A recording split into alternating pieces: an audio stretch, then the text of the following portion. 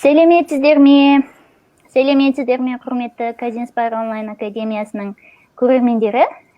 Бүгін сіздермен бірге Амине, Казинспire онлайн академиясының негізін қалаушы. Қалдарыңыз қалай, құрметті көрермендер? Сәлеметсіздер ме? Жақсы, бүгін бізде қонақта Анна Талғат. Анна Сауд Арабия мемлекетінде KAUST King Abdullah University of Technology and Science'да магистрантурасын аяқтап, дәл қазір докторантурасын оқуда. Ол бізге бүгін жаңағы стипендиямен магистрантура және докторантурасын қалай оқып жатыр, Сауд Арабия деген қандай ел, өзінің жаңағы шетелдегі тәжірибесімен бізбен бөлісетін болады. Қош келдің, Анна.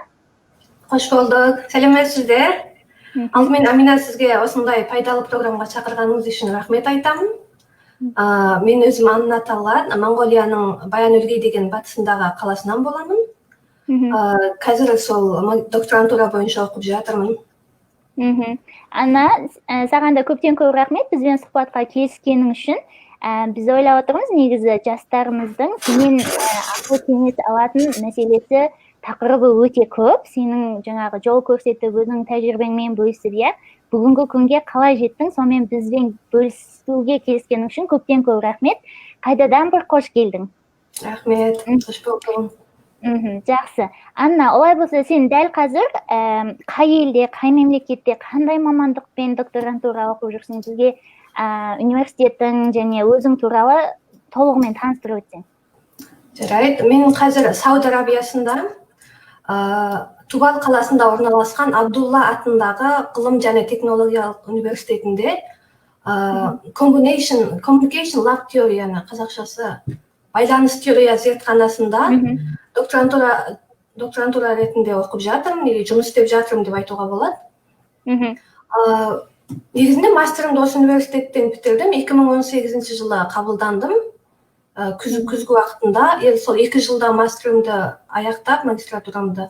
Қазір сол докторантура жұмысын бастап кеттім. Жақсы. KAUST университеті туралы. KAUST дегеніміз King Abdullah University of Technology and Science. Әлемдегі ең жақсы университеттердің бірі, менің білуімше, Өткенде алғашқы 100 университетке кірді ма, кірмеді ма? Сол негізінде андай, ең жас университеттерден соңғы 2015 жылдан бастап дамып келе жатқан дардың орнында 8-ші орынға кірді дүние жүзінде. Зерттеу жағынан. Зерттеу жағынан, яғни біздің білетін Харвард, Оксфорд университеттерімен бәсекелес университет деген сөз ғой, сондай жаңа. Негізінде олар андай 10 жылдық университеттер ғой. Біздің университет болғанда 2009 жылы құрылған. Және ең жас университеттердің арасында сол 8-ші орынға кірді. Жақсы. Олай болса, құрметті көрермендер, жаңа Анна қонағымыз Аннаның оқып жатқан университеті туралы толықтай мәліметті білу үшін, жаңа қандай жерде оқиды, KAUST дегеніміз қандай университет, кампусы қалай дегенді көру үшін біз сіздерге YouTube-тан бір видео дайындап қойдық, соны барлығымыз бірге көрелік. Сонда біз жаңағы KAUST университеті қандай жер деген туралы біле аламыз. Қазір мен мына видеоны қояйын. Окей.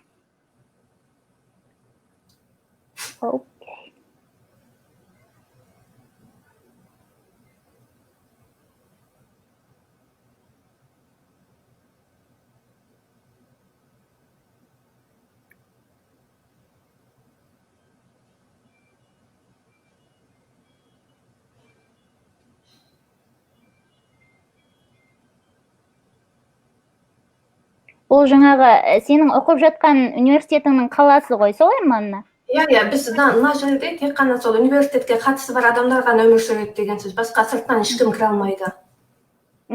Адам саны қанша бұл қалада? Негізі 6000-дай болу керек. Баласы мен университеттің адамдардың бәрін қосқанда. Теңіздің жағасында, солай ма? Қызыл теңіз. Міне көрермендер, қандай керемет жер. Жақсы. Окей. Жақсы, олай болса, жаңағы біздің Аннамыздың оқып жүрген университеті екен. Жақсы, Анна, олай болса, біз келесі сұраққа көшейік. Сен осы жаңағы докторантурада зертханада жұмыстап жүрмін, оқып жүрмін дедің, иә? Сонда сенің жаңағы дәл мамандығың не? Не істейсің? Нені зерттейсің? Және қандай салада жұмыс істеп жүрсің? Негізі менің қазір мен бакалавриатты математика, ғылыми математика бойынша бітірдім. Бірақ осы жерде менің қазір жұмыстап жүргенім андай 6G, 4G, 5G-лер бар ғой, андай байланыс нелері, теориясы дейді ғой.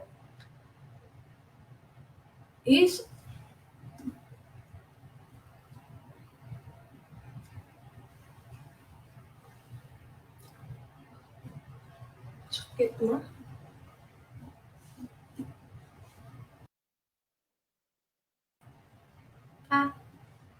Үзіліп кетті ғой деймін. Қалып қалды, иә, кешірім өтінемін.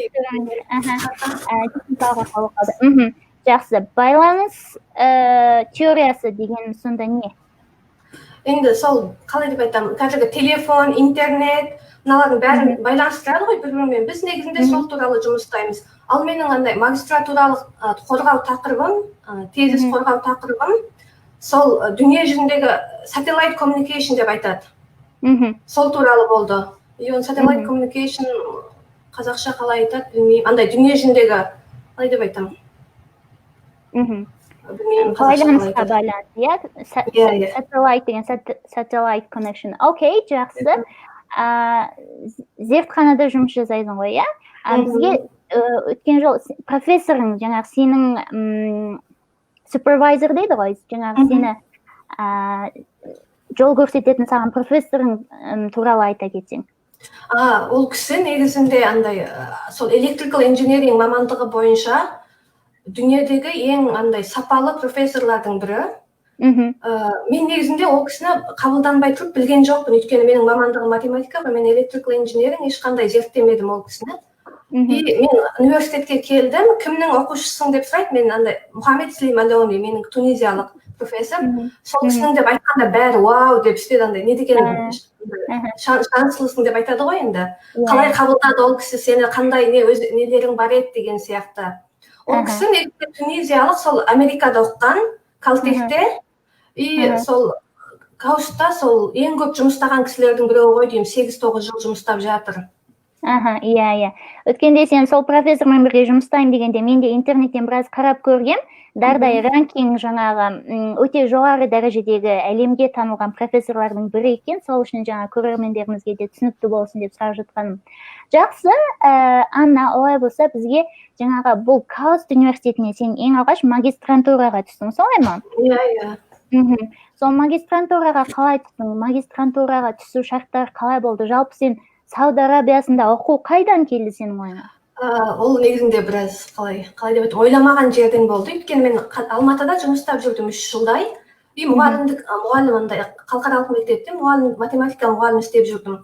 Бірақ андай 3 жыл бойынша мен андай 6, 7, 8 сыныптарға сабақ бердім. Уже андай жатталып қалады ғой тақырыптарың, не түсіндіретінің. Солай жүргенде мен байқадым, мен өзім ешқандай жаңа нәрсе үйреніп жатқан жоқпын. Тек андай алғашқы жылы біраз қиналдым, бірақ одан кейінгі жылдары мен жатталып қалған программның бәрі дайын, соларды мен қайталай бердім. Содан 3 жылдың соңында мен ойладым, не мен басқа жерге жұмысқа ауысуым керек, немесе оқуға тапсыруым керек деп. Солай ойланып жүргенде мен Назарбаев университетінен негізінде көп нелер танимын, сол жердің студенттерін. Солардың біреу айтты да, менің досым осындай бір университет бар екен, соған жазда практикаға барып келген. Неге қарап көрмейсің деді. Бірақ мен Алматыны өте жақсы көргендіктен мен айттым, мен алдымен Алматыдағы университеттерге не жіберіп көрем, документ. Ол жер қабылданмаса мен Сауд Арабиясына деп. Басында мен ойладым, Сауд Арабиясы деген қандай ойлайды ғой, Сауд Арабиясы деп айтқанда біздің адамдар жақсы қабылдамайды, иә, негізінде. Андай кішкене ол ойлайды, андай дінге нетіп кеткен, андай білім жағынан дамымаған деген сияқты. Менде де сондай ойлар болды, өйткені бұрын ешқандай зерттеп көрген жоқпын. Содан мен Әл-Фарабиға тапсырып көрдім, бірақ олар айтты, біздің шетелдік оқушыларға беретін грантымыз жоқ дегенде айтты да. Мен айттым, мен грант болмаса мен оқымаймын деп. Сондықтан осы университеттің несіне веб-пейдж дейді ғой, соған кіріп таныстым. Қарасам, несі оңай, процедуралар, андай өзімде барлық андай IELTS, андай транскрипт деген нелер сұрады, recommendation letter андай нелерден. И содан қарадым да андай оңай екен деп ойладым. И содан кейін уже андай 1-2 күнде документтерімді жіберіп қойдым.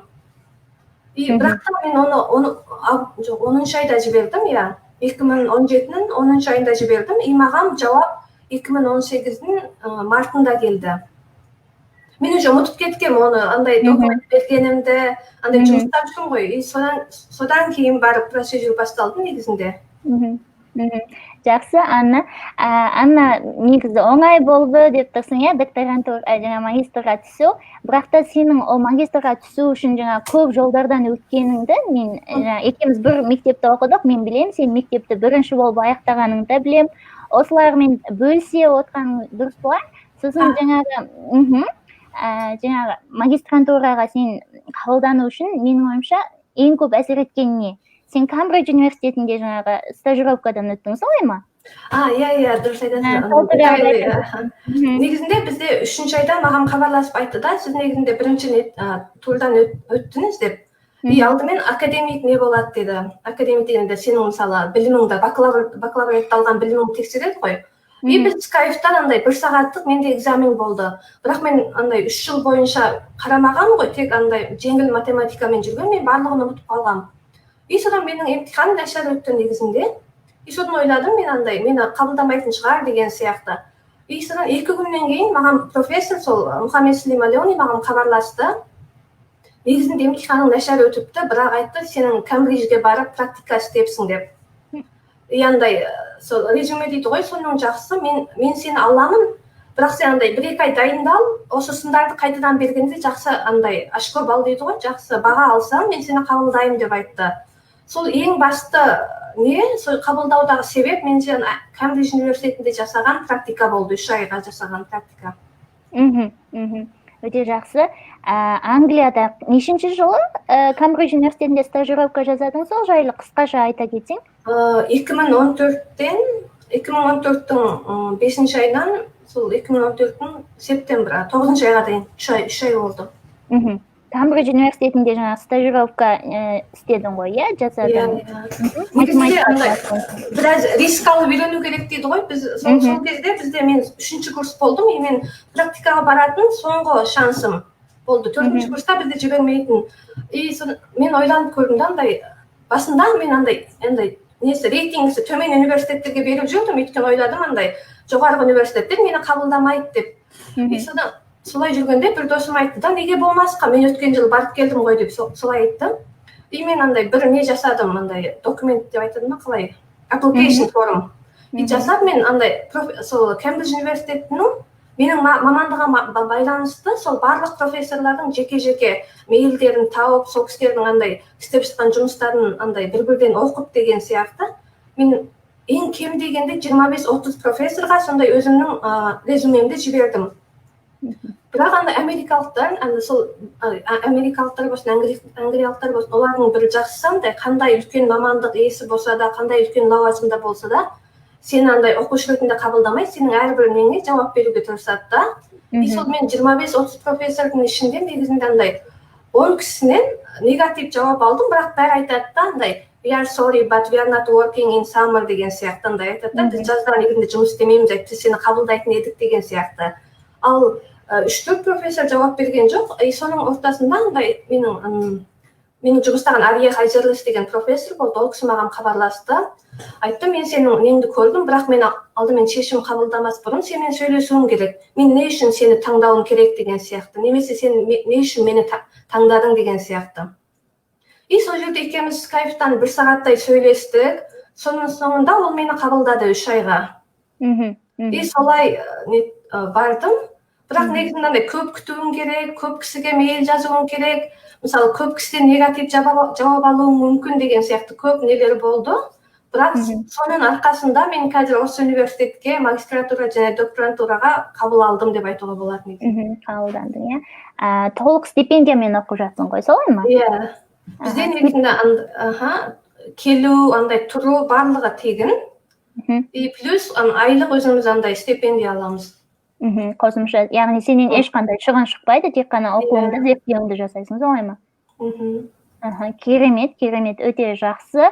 көрдіңіздер ме, көрермендер, тек қана Камбридж университетінен практика оқығанмен қоймай, әлемдегі ең мықты жаңағы зерттеу бойынша әлемде 8-ші орын алатын университетте магистрантура ғана емес, докторантурасын қосып оқып жатқан Анна қонағымыз, профессоры, жаңағы біздің қонағымыздың профессоры әлемдегі ең танымал, ең жақсы профессорлардың бірі. Өте жақсы. Бізден мен өзім өз басыма және мен ойлап отырмын, көрермендерге сенен үйренерлік көп нәрсе бар. Жаңа айтып жатсың ғой, recommendation letter, жоқ, жаңа имейл жаздым деп жатсың, иә, өзіңді таныстырып, резюмеңді жіберіп. Мысалы, соның өзінде сен 20-25 профессорға жібергенде, оның жартысы мысалы жауап жазбай, жартысы мысалы негатив, болымсыз жауап жазып, иә. Соның ішінде біреуі мүмкін қабылдаған, мысалы, оның барлығынан төтеп беру. Сонда да мысалы 10 мәрте саған негатив жоқ, біз сені қабылдамаймыз дегеннің күннің өзінде ары қарай үмітіңді үзбеген, мысалы сенің үлкен жаңағы батылдығыңды көрсетіп жатыр деп ойлап отырмын мен өз басым. Рахмет. Жақсы. Олай болса, Анна, сәл университеттен, академикадан сәл басқа тақырып бізге Сауд Арабия туралы айтып берші. Сауд Арабия әсіресе қазір сен тұрып жатқан қалаң, иә, бізге мысалы барып көрмеген адамдар үшін қалай түсіндіресің, қандай екен мысалы? Негізінде алдында айтқандай мен ойладым ғой, Сауд Арабиясында оқу менің ешқандай ойымда болған жоқ та. И ойлап жүрдім, мен андай қабылданған соң ойладым, барам, қабылданған күнінің, қабылданып сол виза алған күні мен Әл-Фараби университетінен Қазақстандағы қабылдап алдым. Екеуі андай бірдей күн болды да, маған шешім қабылдау өте қиын болды. Сауд Арабиясы ешқандай білмейтін жер, танитын кісі жоқ, елдің бәрінен сұраймын, сонда оқитын кісі бар ма деген сияқты оқып сұрап жатырмын да. Бірақ көп андай мәлімет ала алмадым. Содан көп ойландым, бауырыммен көп ақылдастым, андай позитив, негатив жақтар дейді ғой, соларды жазып шықтым да бәрінің. Соңында ойлана келе ойладым, не болса да барып көрейін. Өзі жұмыстан шығам, барып көремін. Ең болмағанда, ең жаман дегенде андай өміре жасап келем дедім де, кіші қажылық. Мен алдында 2 рет сол кіші қажылыққа визаға тапсырғанда мен ала алмағам. Болмаса ойладым, мүмкін осы жағынан бір мүмкіндік болар деп. Бірақ келген соң кампусіне андай зерттеу ортамы дейді ғой, соның бәрі маған өте ұнады. Ал университет негізінде Мекке мен Мединенің ортасында орналасқан, Мекке бізге 1,5 сағат. Андай Мәдинада негізінде 2 сағат, 3 сағаттай жерде.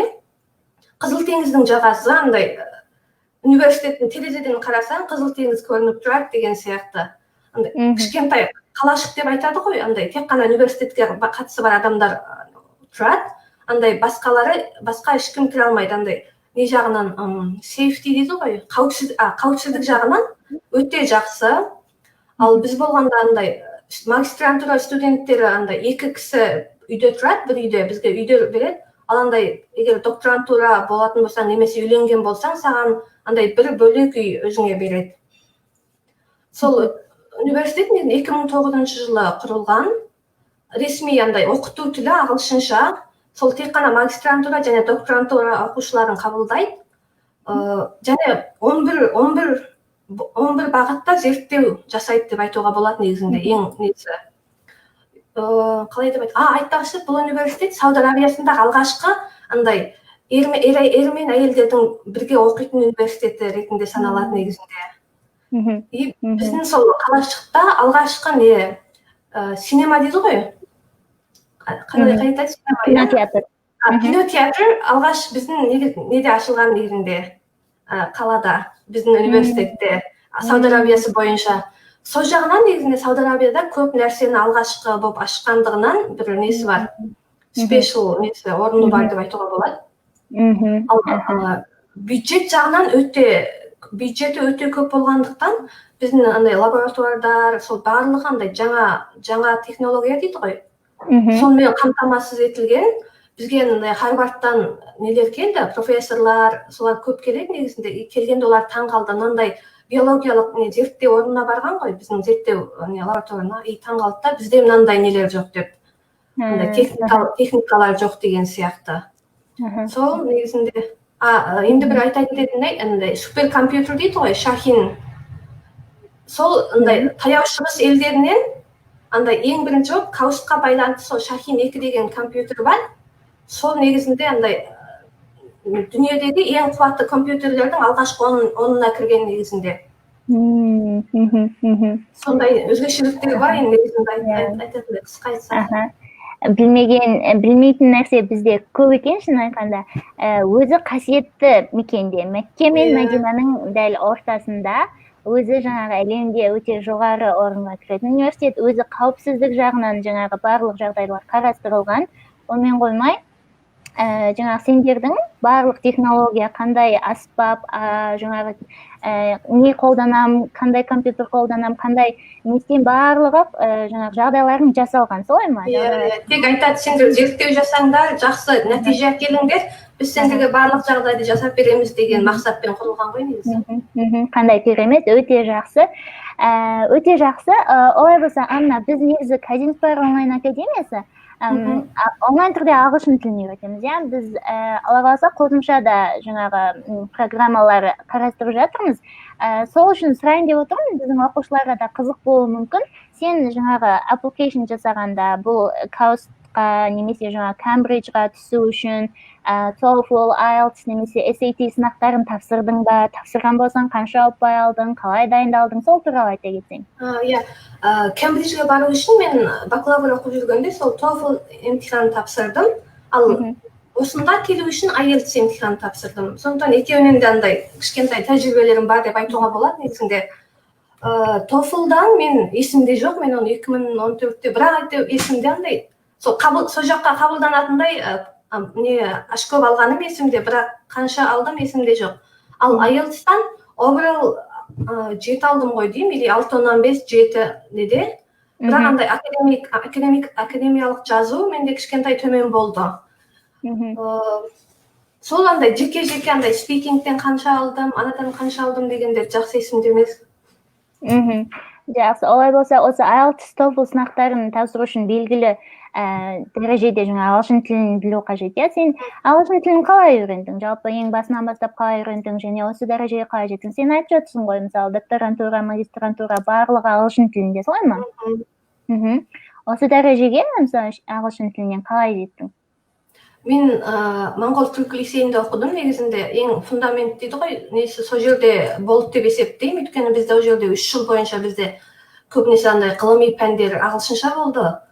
Андай көп, алғашқы жылы 9 класста бізге көп сабақ, көп уақыт, көп сабақтар емес де, ағылшын тілінің сағаты көп болды деп айтайын, Содан кейін мен Түркияда бакалаврды оқыдым, ол жерде де менің оқығанда негізінде неде болды? Ағылшынша болды сабағым. Бірақ андай математикада көп, андай басқа тілдерде құсап көп керектенбейсің ғой, сен профессор айтады, сен тыңдайсың деген сияқты. Сондықтан сөйлемесең ұмытылып қалады екен де. Мен соны байқадым, андай бакалавр оқып жүргенде мен 3-ші курста мен TOEFL емтиханын бердім, Менің негізінде 11 жылдықты тауысқанда ағылшыншам жақсы болды, андай сөйлеу, жазу деген сияқты. Мен Түркияда оқып жүргенде 3 жыл көп керектенбедім, көп түріктермен бірге болдым, түрікше сөйлестім деген сияқты. Соны 3-ші курста сол TOEFL беретін кезде мен өзім алдымен бір практика істеп көрдім де, андай онлайн тест болады ғой. Қарасам мен көп жерінен қиналамын да, тіл негізінде дереу үйреніледі, бірақ тез ұмытылады керектенбесең. Мен содан кейін мен 1,5 айдай сол TOEFL-ға дайындалу үшін андай уақыт бөлдім деп айтуға болады. Бір-бірден кесте жаздым, алдымен онлайн тест істеп көрдім. Соған қарап, қай жерінде менің ең әлсіз деп айтады ғой, соған қарай дайындалдым, соған көп уақыт бөлдім деген сияқты. Бірақ андай TOEFL-дан маған бір ұнамаған, ол жерде сен компьютермен сөйлесесің ғой, андай қасыңда кісі болмайды. Сол жері маған өте ыңғайсыз болды. Андай компьютерда жылдам жазып үйренуің керек. Содан да қиналдым негізінде.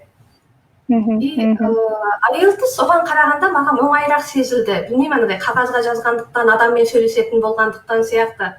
Енді ол екеуінің қайсысы оңай, қайсысы не деп айта алмаймын, бірақ менің өз тәжірибеме сүйенсем, IELTS біраз оңайлау сияқты негізінде. IELTS-қа да сол 1 айдай уақыт жұмсадым негізінде андай отырып дайындалуға. Бірақ оның алдында әрине нелерің болу керек қой, фундаменттерің болу керек. Сол андай тактикасымен практикте істеу дегенде 1 ай былай бөліп қою керек сияқты. Соңғы 1 ай мен осындай дайындалам деген сияқты. Жақсы. Жақсы. Басқа ағылшын тілінен басқа қандай тілдер білесің? Білесің ба, соларды солай үйрендің ба? Түрк тілін білем, бірақ түрк тілі мен Түркияда өмір сүргендіктен білу керек деп ойладым. Яғни түрк лицейінде де оқыдық қой, сол жерден басталған жан жаққа барғанда жақсарды деп айта аламын. Моңғол тілі, қазақ тілі, сол осы 4 тіл. Ал Қазақстанда 3 жылдай өмір сүрдім ғой. Сол кезде андай орысшаны андай 80%-ндей түсінетіндей жағдайға жеттім деп айтуға болады. Бірақ орысша сөйлеу маған өте қиын. Қандай кітап оқығанда адамдардың сөйлегенде еркін түсіне аламын деп айта аламын. Жаңа ағылшын тілін үйрендің, түрк тілін жаңа Түркияда оқығанда үйрендің, немесе түрк лицейінде оқып жүргенде үйрендің, иә. Сенің ойыңша сонда, мысалы, шет тілін үйренудегі сен үшін ең әсерлі болған әдіс қалай? Мен сұрап жатырмын, себебі жаңадан бастап мүмкін ағылшын тілін үйренгісі, немесе басқа бір шет тілін үйреніп жатқан оқушыларымызға, мысалы, қандай әдіс, қандай тәсіл сен үшін өте әсерлі болды, және сен қайсысын мысалы кеңес берер едің? Осыны жазсаңыздар мүмкін тілдеріңіз, иә, жылдам үйренесіздер деген мағына. Мен ең бірінші кітап оқу деп айтар едім, шын айтсам. Мен салыстырамын, мен түрк тілін ағылшыншаға салыстырғанда түрк тілінен өте көп кітап оқыдым, роман, андай деген сияқты. Екеуін салыстырғанда менің түрк тілім ағылшыншадан бірталай жақсыда негізінде. Яғни көп оған ең бірінші сол кітап оқудың әсері тиді деп айта аламын. Екінші сол көп сөйлеп практика жасау керек сияқты. Сондай не түрік кісілермен, не ағылшын кісілермен деген сияқты сөйлеу несі солай жақсырақ деп ойлаймын. Жақсы. Рахмет, Анна. Осы орайда көрермендерімізге айта кетейін. Аннаға, өзінің тәжірибесі жайлы жалпы қандай да бір сұрақтарыңыз болса, комментке осы видеоның, Фейсбуктағы осы видеоның астына жаза кетсеңіздер, біз жаңағы осы лайвымыз, сұхбатымыз аяқталмас бұрын барлық сұрақтарға жауап беретін боламыз. Жақсы, олай болса, Анна, енді сенің тәжірибеңе қайтадан оралайық. Жалпы математика дегенде көбінесе еркек адамдардың таңдайтын мамандығы ұқсап сезіледі маған. Неліктен математика, не үшін математиканы таңдадың? Қалай деп айтсам, бірақ енді мынаны айтқаным менше білмеймін, адамдардың енді жігерін түсіріп жіберуі де мүмкін, бірақ та мен негізінде математика мамандығын өзім былай оқығым келеді деп оқып таңдамадым негізінде. Енді Моңғолияның системі бөлек қой, мен сол жылы 11 жылдық тауысқанда конкурсқа кірдім, мен халықаралық экономика және қатынас деген мамандық таңдадым да, негізінде өзім қалап таңдадым. Бірақ енді Моңғолияда сен қанша не болсаң да біз білмедік, немесе сол кезде көп болмады мүмкіндіктер деген сияқты. Біздің мектепке төлейтін не деп айтады, төлем деп айтама, өте жоғары болды негізінде. И соны ойлап жүргенде маған мұғалімдерден ұсыныс келді, осындай мамандық бар негізінде. Егер оқығың келсе, сколаршиппен оқи аласың деген сияқты Түркияда. Мен салыстырып көрдім. Мен Моңғолияда оқысам, үстіне университетке төлем жасаймын, үстіне басқа жер көрмеймін, тек Моңғолияда қалам. Оның орнына мен Түркияға барайын, сол жақта жер көрем, жаңа адамдар көрем, жаңа тіл үйренем деп солай таңдап кеттім негізінде алғашында. Ал бірақ оқи келе маған ұнады. Негізінде маған білер болды химия таңдайсың, физика, немесе математика деген сияқты ағылшын тілі де болды соның ішінде негізінде. Мен ойладым, негізінде ағылшын тілі біз енді мамандық ретінде емес, оны бір бізге не ретінде көру керекпіз деп. Бізге болу керек, білу керек бір тіл ретінде көру керекпіз деп ойладым да. Ал химия мен физика мен жақсы емеспін, оларды шын айту керек. Ал бірақ ойладым, математика болмаса істей алатын шығармын, олимпиадаға арасында қатысып жүрдім деген оймен, сол математиканы таңдап кеттім негізінде білмедім, мен мынаны оқығым келеді деген таңдау болған жоқ.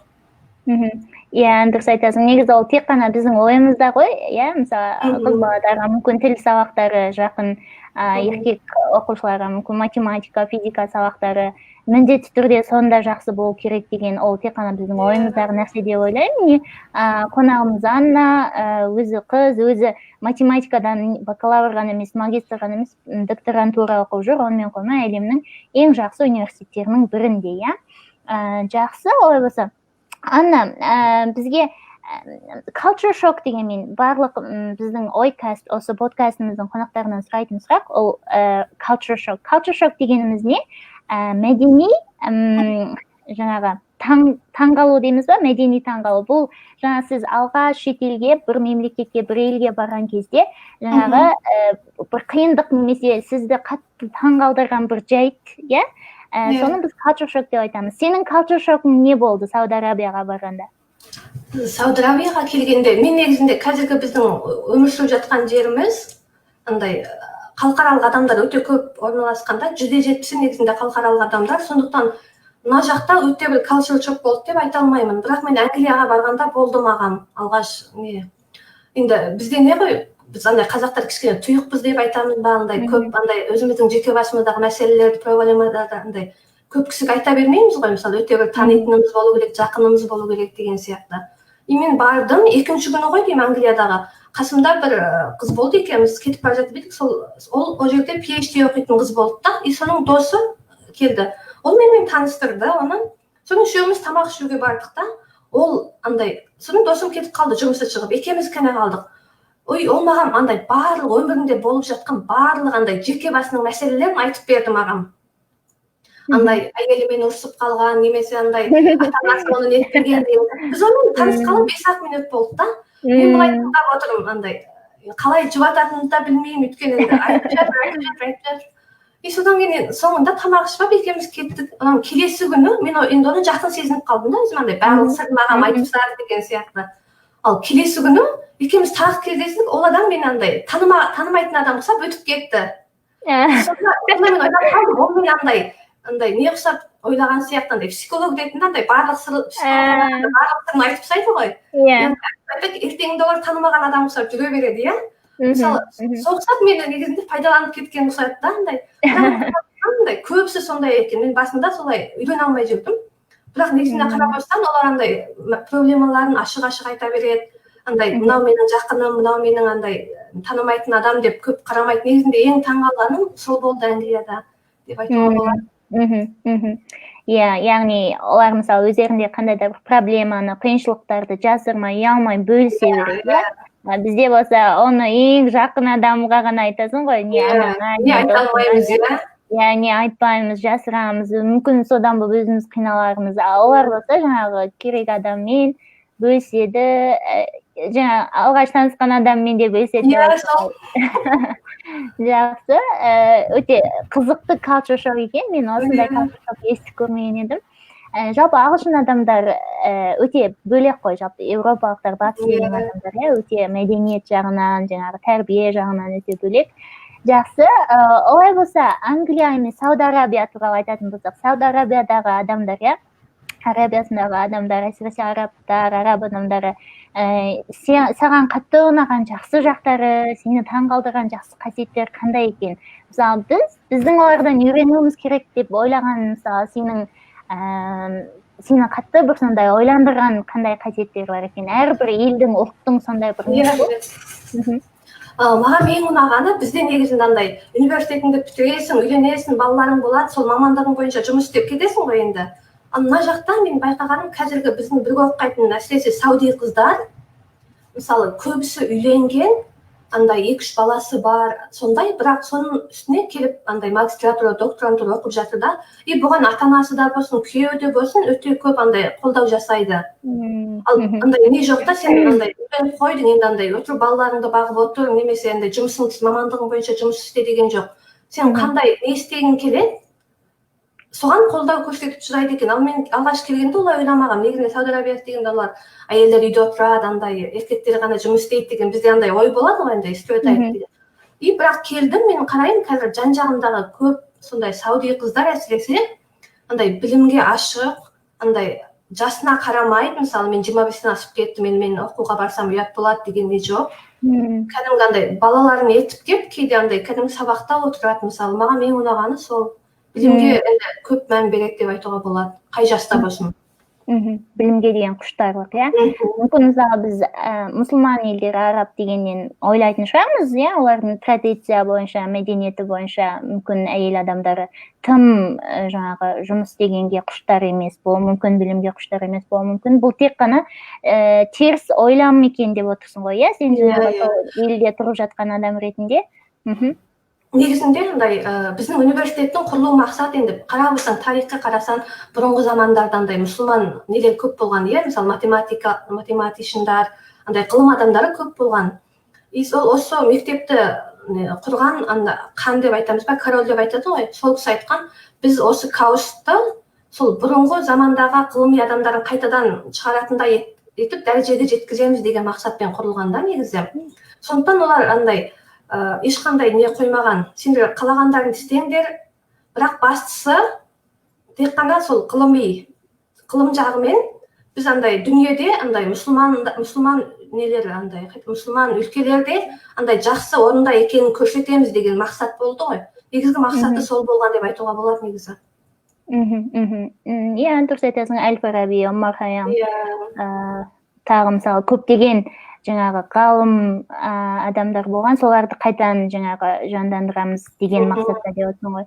иә және сен өте жақсы тақырып айтып кеттің деп ойлап отырмын менің ойымша жаңағы әйел адамдар қандай жаста болмасын жаңағы отбасы құрмаған баласы бар иә болмасын ешқашан жаңағы білімге деген құштарлығын жоғалтпау қажет әрқашан жаңағы өзін өзі дамытуға иә бірдеме болсын үйренуге жұмыстауға үнемі құштар болу керек дегенді айтып отырсың ғой иә менің ойымша қыздарға әйелдерге құлақтарынан алтын асырға өте жақсы нәрсе айттың себебі бізде ойлаймыз ғой жай мен бала болдым енді менде уақыт жоқ енді мен бір оқыған мамандығым бойынша ғана енді өмір бойы жұмыс жасаймын деп бірақ бұл 21 ғасыр солай ма қазір жаңағы адамдар мамандығын үнемі ауыстырады иә бір бакалавр оқыған болса екі магистр оқиды бір мамандық қана емес екі мамандық үш мамандық оқиды себебі жаңағы қазіргі жағдай 21 ғасырда барлық жаңағы салада жақсы болу қажет иә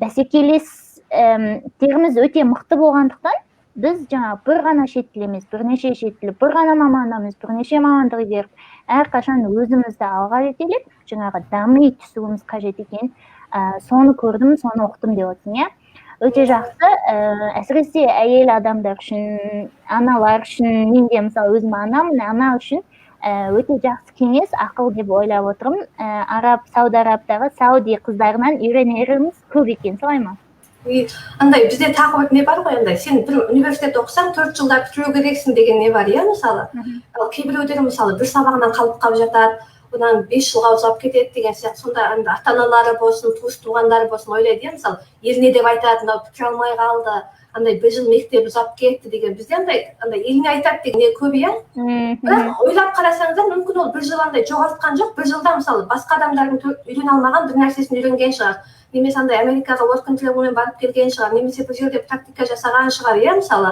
ол қайткен күнде сен бір университетке түстің ол 4 жылда бітіремін деген мысалы не жоқ қой андай қайтып айтамын қатып қалған құрал жоқ қой мысалы мен түркияда есімде біздің класста 40 жастағы бір андай бізге қарап отырсаң папамның жастарында ғой сол уақытта и сондай кісі оқитын да неге андай Монғолияда болса мен ойлаймын мүмкін біз таңқалып қарайтын шығармыз мынау 40 жаста университет оқуға келді деген сияқты бірақ ол кісі айтады мен жас кезімде нете алмадым дейді оқи алмадым андай маған мүмкіншілік болмады бірақ мен ішімде әрқашан мысалы математика оқимын деген бір не болған дейді андай арман дей ма содан қазір мен балаларымның бәрін өсірдім олар әркім өздері оқып жатыр қазір мен өз арманымды андай жүзеге асыруға келдім деп айтады да мысалы ойлап алсаң біз ол кезде мысалы 20-21 жастамыз бірақ біздің ондай өте бір талпыныс арманымыз болмағанда мысалы 40 жастағы адамдар ұқсаған мысалы салыстырғанда иә дұрыс айтасың иә сен айтқанда мен де есіме түсіп отыр магистрантура оқығанда біздің сыныпта 2 адам болды біреуі ағай біреуі апай деуге болады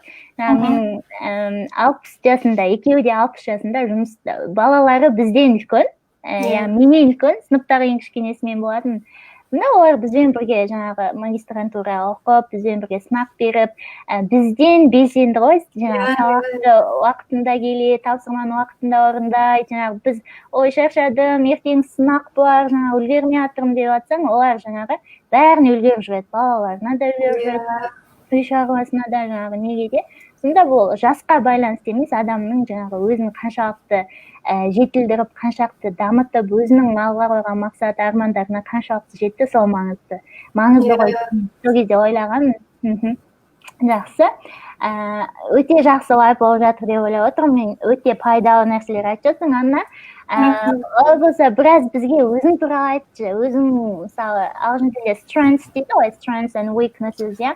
Сенің өзіңнің мысалы ең жақсы мықты жақтарың қандай, әлсіз жақтарың қалай, мысалы әлсіз жақтарыңмен қалай күресесің, сосын жаңағы ең маңызды сұрақтардың бірі сенің ең сәтті бір күнің қалай өтеді, не істейсің? Алтынғы сұрақтан бастайын. Менің енді ең жақсы деп айта алмаймын, бірақ енді ең талпынатын нәрсем, бір нәрсе істесем 100% андай жағымды дей ма, көңілге толымды істеуге тырысам да. Андай бір нәрсесі, мысалы мен мұғалімдікті негізінде содан болып тастап кеттім деп айтуға болады. Өйткені мысалы класста 12 оқушы, 18 оқушы болады ғой. Сен түсіндіресің бір нәрсені, бірақ андай барлығы 100% түсінбейінше менің көңілім толмайтын да. Андай бір нәрсені қайталай беретін мысалы. Андай солай менің 40 минутым өтіп кететін да. Андай қарап отырсам, андай тек әрбір оқушыға жеке үйрету үшін мысалы. Содан ойладым, андай біраз қарасам, мен жүйкемде шаршап бара жатыр да, негізінде андай класста мысалы андай 40 минут бойынша әрбір оқушыға жеке үйрете бергеннен. Бұл негатив жағы болды, бірақ енді плюс жағы, бірақ қай нәрсеңді андай ең сапалы қылып, ең андай нетіп істеу, ең маңызды нелерден біреу деп ойлаймын. Енді менің плюс жақтарым біреу осы деп ойлаймын. Мықты жағың жаңағы бір нәрсені толық жасайсың, 100% көңілден шығатындай етіп, жаңағы кемел дейді ғой, perfect қылып жасауға. Ол енді нелері бар ғой, андай қалай неткеніңе байланысты негатив, позитив сайдс деп айтады ғой. Білмеймін, осы есіме түсті. Жақсы. Жақсы. Ең сәтті күнің қалай өтеді? Негізінде андай, қалай деп айтуға болады, менің негізінде андай ең жаман әдістердің бірі таңертең ерте тұру маған өте қиын. Бірақ мен кеш түнде андай 2-3-ге дейін отырып жұмыс істей аламын. Бірақ таңертең 6-7-де тұру маған андай қиын. Соңғы 2-3 аптада енді осы сентябрь басталғалы мен таңертең 6-да тұруды әдет етіне бастадым негізінде. Қарасам, кәдімгідей андай күнім ұзарып қалған сияқты да, мен 11-12-ге дейін барлық андай бұрын бір күнде істейтін жұмысым мен 11-12-ге дейін бітіп кетіп жатыр. Таңертең 6-дан 12-ге дейін. Одан кейін бұрын маған андай көп уақыт қалмайтын, үйдегілермен сөйлесуге, немесе андай кино көруге, андай уақытым жетпейді деп стресстіп жүретінмін. Қазір 12-ден кейін менің көп уақытым бар. Мысалы, осы жақта біздің жүзуге барам, қалай деп айтуға, теннис үйреніп жүрмін. Андай көп арасында қалаған киномды андай рахат, андай жұмыстарым бітті деген сезіммен көре аламын да. Сол енді 12-ге дейін негізінде барлық жұмыстарым бітіріп тастауға тырысып жүрмін. Одан кейін қалаған өзімді андай жетілдіретін жұмыстар, андай активите, хобби, андай кітап оқу, кино көру, әртүрлі сондай нелер істеймін деген. Сабақтан тыс өз-өзіңе уақыт арнайсың, солай ма? Жалпы айтады ғой, таң уақытында жаңа берекет бар деп, таң сағатында берекет, таң шапағаты, таң берекеті деген халал реттің осы күндері жаңа кітабы өте жаңағы популяр, өте атақты болып жатыр, өте пайдалы кітап. Менде жаңа көрермендеріміз, егер сіздер оқымаған болсаңыздар, оқыңыздар деп кеңес беремін. Себебі бұл кітапта жаңағы таңертең ерте тұрғанда өміріңіз қалай өзгереді, сол туралы айтады. Және бұл кітап қазақ тіліне аударылған. Steppenwolf баспасы бұл кітапты ағылшын тілінен қазақша оригинал түрде аударған. Ол кітапты қазақшасын тауып оқуларыңызға да болады, Жақсы, таңның берекеті. Таңертең 12-ге дейін жұмыстардың барлығын бітіріп саламын да, сосын өз-өзіме жаңағы не арнаймын деп отырсың ғой, уақыт арнаймын. Біз былай ойлаймыз ғой, докторантура оқып жатыр, шетелде күні бойы жаңағы сабақ оқиды деп елестететін шығармыз мүмкін, Сосын кейбір адамдар болады, ой, балам шетелге жібермеймін, жаңағы оқу ауыр, шаршайды, айтеді, бүйтеді деп.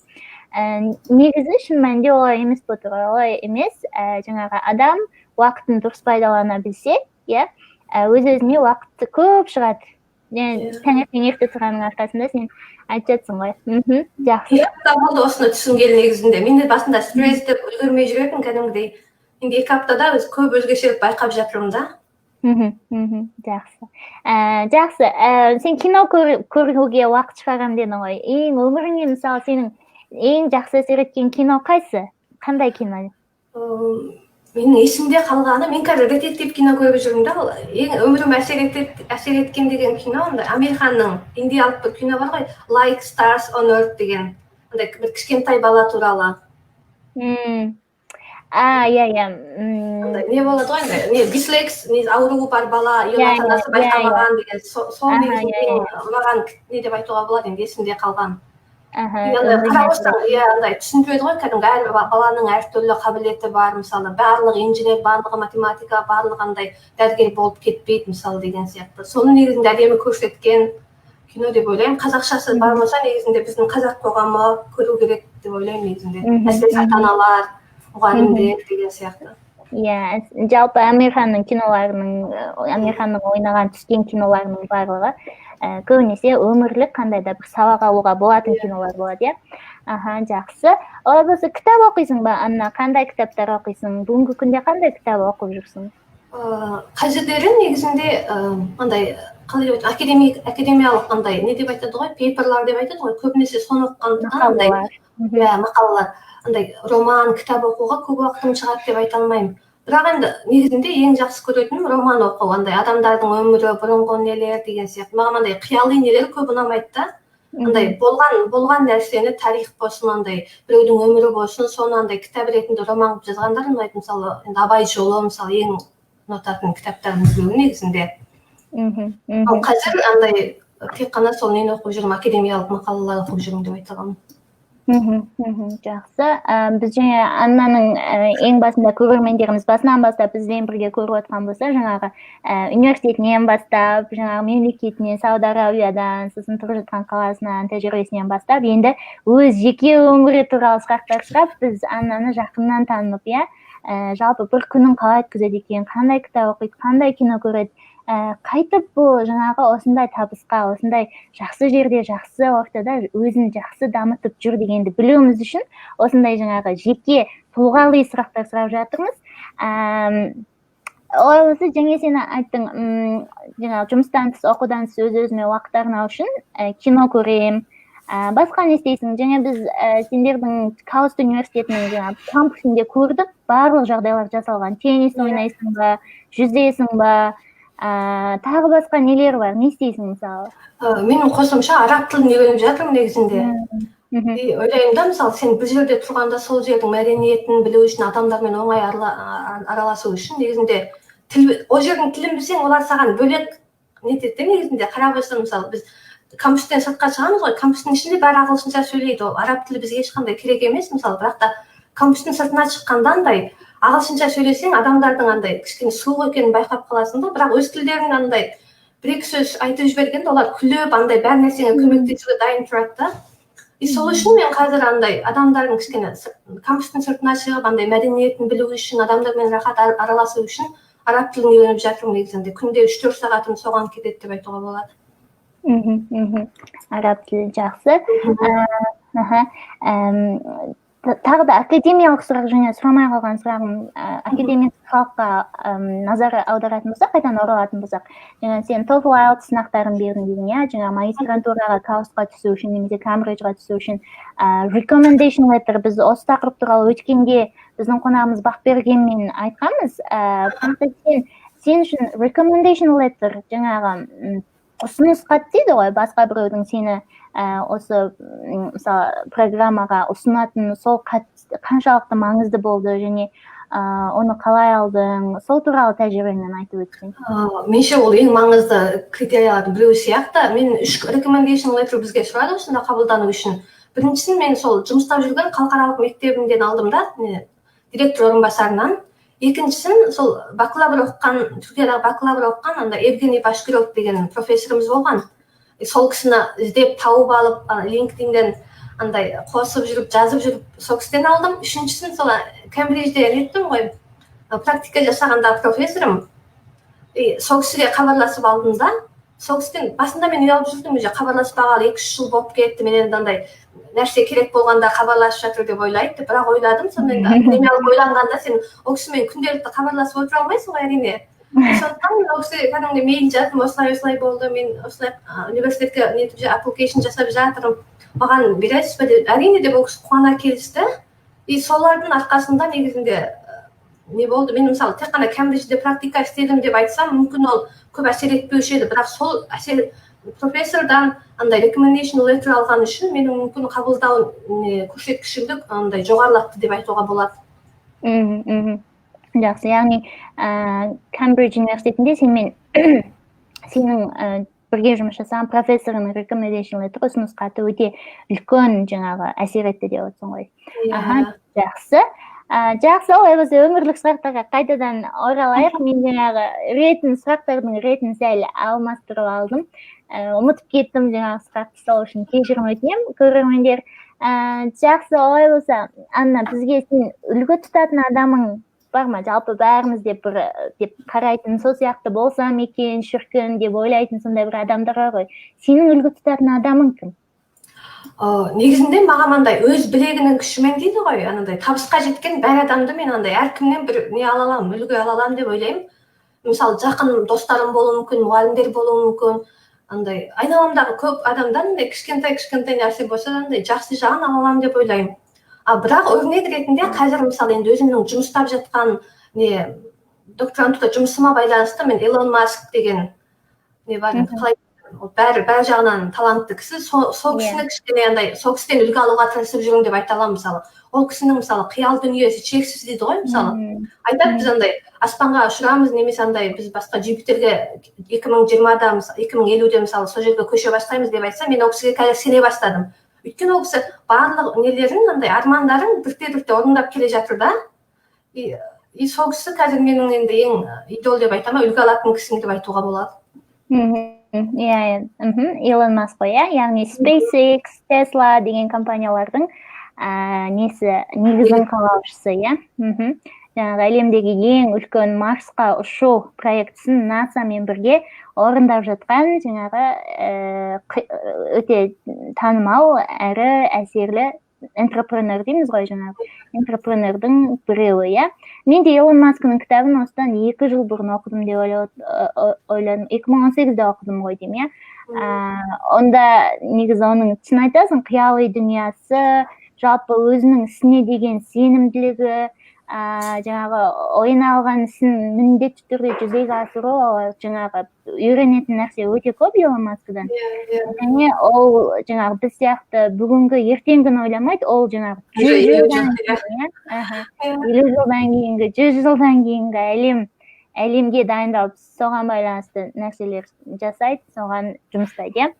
Оған да мысалы көп кісі күлді ғой, андай мынау деген андай қиял әлемі деген сияқты, бірақ ол ешкім андай еліне деп айтады деп ойлаған жоқ та, мысалы ешкімді тыңдаған жоқ, мысалы өз армандарының артынан кетті, мысалы бізге ең керек сол деп айтамын, сол деп ойлаймын да біздің неге.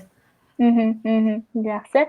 Жақсы, олай болса, бізде values деген, мысалы құндылық деген сөз бар, әр адамның өзінің құндылығы бар, мысалы value, өмірде ең көп маңыздылық беретін, мүмкін кішкентай нәрселерде өтірік айтпау, немесе жауапкершілік, немесе отбасы деген сияқты сан түрлі нәрсе болуға болады. Сенің құндылық, өмірлік құндылықтарың не, өмірдегі өмірлік қағидаң не? Негізі ойлаймын, андай ешкімге пайдаң тимесе де зияның да тимесін сияқты, меніңше сол болу керек сияқты адамдарда. Не пайдаң тигіз, немесе ешқандай зиянын тигізбе. Неутрал бол, Жақсы. Жастарға айтқым келетін қандай да бір ақыл кеңес бар ма? Мысалы, осы күнге дейін жинаған тәжірибелеріңнен сен басында мүмкін емес, болмайды, мен шыдамаймын деп ойлаған нәрселер болған шығар. Бірақ қазір мысалы көптеген жетістіктерге жетіпсің, ешкімнің 2001-ның бара алмайтын Кембридж университетінде практикадан өткен екенсің, әлемдегі ең жақсы университеттердің бірінде магистрантура, докторантура оқып жатыр екенсің. Жастарға айтатын ақылың қандай? Мысалы, осы жолда сенің мысалы саған көп әсер еткен нәрселеріне қандай ақыл кеңес берер едің? Үстіп жасасаңдар болады екен, үстісеңдер болмайды екен деген мағынада. Мен ойымша андай ойлаймын, андай қайткен күнде жас кезіңде андай бір шетелге барып, не оқып, не жұмыс істеп көру керек сияқты. Андай мен университет бітірдім, болды, мамандығым бойынша андай зейнетке шыққанша 40 жыл осында жұмыстаймын деген емес, мысалы. Осы мамандық тауыстым, бірақ мен осы мамандықтан бөлек басқа мамандық бойынша да басқа жерде жұмыстап көре аламын деген сияқты. Әртүрлі не көру керек сияқты. Қайткен күнде бір жерге барып, не оқып, не жұмыстап көрсе, андай көздері ашылады деп айтам ба, или андай бөлек ойлай бастайды ғой. И содан андай бір орында тұрғысы келмей қалады меніңше. Андай біздің енді қазіргі көп андай нелеріміздің, жастарымыздың көбісі андай университетін тауысайын, машинам болсын, үйім болсын деп ойлайды ғой негізінде. Андай бір үй алсам содан рахат бір 40-30 жыл өмір сүріп нетем деген сияқты. Меніңше оның орнына сол андай сол машина алатын ақшасына андай бір жинап бір жерге қыдырып келсін, немесе сол ақшасын жұмсап отырып барып бір жерге мысалы 3 ай болсын, андай 6 ай болсын, андай жұмыс істеп келсін мысалы. И андай тіл үйренсін, әрине тіл болмаса ол бәрі не болады, енді қиындайды. Қанша айтқанмен андай моңғол тілі, қазақ тілдің сыртында андай бір-екі тіл білу керек сияқты. Андай ең азынан орысқа жақынбыз ғой, мысалы орыс тілі мысалы көп сөйледі, орыс тілі, ағылшын тілі деген сияқты. Яғни біздің мына жерден алатын сабағымыз шетелге міндетті түрде шығу керек, солай ма? Шетелден біздің үйренетініміз өте көп. Жаңағы тек біз мысалы өзіміздің туып өскен жерімізден шығып көрмеген болсақ, біз бір мынандай қораптың ішіндеміз, иә. Ал сол қораптың ғана ішіндегі бар заттарды, бар нәрселерді білеміз, бірақ сырт әлемнен хабарымыз жоқ. Ал сол сырт әлемнен хабарымыз біліп, біз сол қораптың ішінде нені теріс жасаймыз, нені дұрыс жасауымыз керек, нені үйренуіміз керек, соларды білу үшін шетелге шығу керек. Бірақ әрине шетелге шыққанда ең маңызды нәрсе ол шет тілін білу қажет, иә. Шет тілін білмей ол шетелде оқу, жүру, жұмыста бұл мүмкін емес. Жақсы, олай болса біз көрермендерімізден сұрақ алып көрейік. Қандай да бір Аннаға магистрантурасы, бакалавры, докторантурасы, ағылшын тілі, жалпы Сауд Арабия, Кембридж университеті туралы қандай да бір сұрақтарыңыз болса, құрметті көрермендер, мына жерге жазсаңыздар болады, біз сұрақтарыңызға жауап беретін боламыз. Жақсы, егер сұрақтар келгенше біз сәл тағы біраз бірнеше сұрақтар сұрайын. Мен сенен бұлай көп нәрселер сұрап білгім келіп отыр да, өйткені бұл подкаст мен үшін де өте маңызды. Мен де көп нәрсе үйреніп жатырмын деп ойлап отырмын. Сен Анна екеуміз көрермендер айта кететін болсақ, бір мектептен оқығанбыз, бірақ Анна менен бір жыл кейін оқыған, иә. Бірақ та немі жаңағы үлгі тұтуға болатын, жаңағы адамгершілік тарапынан болсын, білім жағынан болсын, білімге деген ізденіс жағынан болсын, жан-жақты қызымыз деп айтуға, сіңіліміз деп айтуға болады. Жаңағы 10 жылдық мектепте де бірінші орын болып, біздің жаңағы бакалаврын 100% стипендиямен оқыған, сол бірінші болып аяқтағанның арқасында, солай ма, Анна? Сосын жаңағы Түркияда бакалаврын, сосын Қазақстанда жұмыстап жүріп, қазір неге? Кауста докторантура оқиды. Жақсы, Анна, олай болса сендердің жаңағы университетте, Кауста, Сауд Арабиясында сенен басқа қазақ жастарыңыз бар ма? Қазақ бізден жаңағы Монғолиядан, Қазақстаннан қазақ жастарымыз бар ма? Және көбінесе қай мемлекеттің оқушыларымен бірге оқисың? Бізде Монғолиядан негізінде мен бармын, бір моңғол отбасы бар, моңғол азаматтары. Содан басқа ешкім жоқ. Ал Қазақстандан Назарбаев университетінен келген студенттер өте көп, 40-50-ге жақын деп айтуға болады баласымен қосқанда. Иә, мен көбінесе сол қазақ комьюнити деген өзіміздің комьюнити неміз бар. Маған жақсы болды негізінде. Мен басында қорыққан себептерімнен біреуі, мен ешкімді таба алмадым мына жақтан да, іздестірді, Монғолиядан оқитын бар ма, андай бар ма, мындай бар ма деп. Бірақ келген соң сол қазақ Назарбаевтан танитындарым маған айтты, осындай кісі осында оқиды, осындай деген сияқты. Келіп, сол қазақ комьюнитимен бірігіп нетіп кеттім, үйрену маған оңай болды солардың арқасында деп айтуға болады. Ал негізі Америкадан бізде көп бар, Колумбиядан бар, Бразилиядан бар. Негізінде 100-ге жақын мемлекеттен оқушы бар деп айтуға болады. Жақсы. Мұнда біздің жаңағы түсінетін нәрсе, бізде жаңағы ата-аналар көбінесе балаларын шетелге оқытам дегенде тек қана Америка немесе Англия, Америкада ғана шетел деп саналатындай солай ойлар болады қатып қалған. Олай емес. Көріп отырғандарыңыздай Сауд Арабиясының бұл жаңағы зерттеуден әлемде 8-ші орынға кірген университетке дәл сол Американың оқушылары келіп оқиды екен. Яғни білім тек қана жаңағы Америкада емес, білім мына жерде біздің өзіміздің білетін Умреге, Мекке Мединенің ортасындағы Каус университетінен де алуға болады екен. Жақсы, мына жерде бізге өте жақсы тілектер көрермендеріміз тарапынан келіп жатыр. Сәттілік, Анна. Анна сіңілім биіктерден көрін деген сияқты әзірге ешқандай сұрақ келмеген екен. Лайв сақтала ма деген екен көрермендеріміз. Иә, лайвымыз дәл қазір Фейсбукта аяқталғаннан кейін ютубқа жүктеліп, ютубтан қайтадан шер жасаймыз, яғни бөлісетін боламыз. Толығырақ айта кететін болсам, бұл біздің ойкаст деген видео подкаст, яғни видео подкастымыздың бірінші саны. Біз өткенде бақ бергенмен жасаған болатынбыз, бірақ техникалық ақау бойынша оны жоғалтып алдық. Бірақ Аннадан кейін тұрақты түрде қазақ жастарымыздың табысты, жаңағы білімді, шетелде білім алып жүрген, жұмыстап жүрген қазақ жастарымызбен тұрақты түрде осындай сұхбат жасайтын боламыз. Жақсы, Анна, олай болса саған көптен көп рахмет. Біздің жаңа шақыруымызды алып, барлық тәжірибеңмен, ақыл кеңесіңмен бізбен бөліскенің үшін. Қосымша бізге айтайын деген қандай да бір нәрсең бар ма? Мен негізінде рахмет айтамын, шақырып, мен алғашқы қонақ ретінде шақырып жатқандарыңызға. Негізгі менің мақсатым андай кішкене мына жердің нелері, мүмкіндіктері маған ұнағандықтан өзіміздің қазақтарға андай жетсін деген ойдамын да. Мысалы, магистратура, докторантура оқығысы келгендер, мысалы, қайткен күнде Америка демей, мысалы, басқа әдемі мүмкіндіктері бар жерлерді қарастыруға болады деген сияқты. Соны айтқым келеді.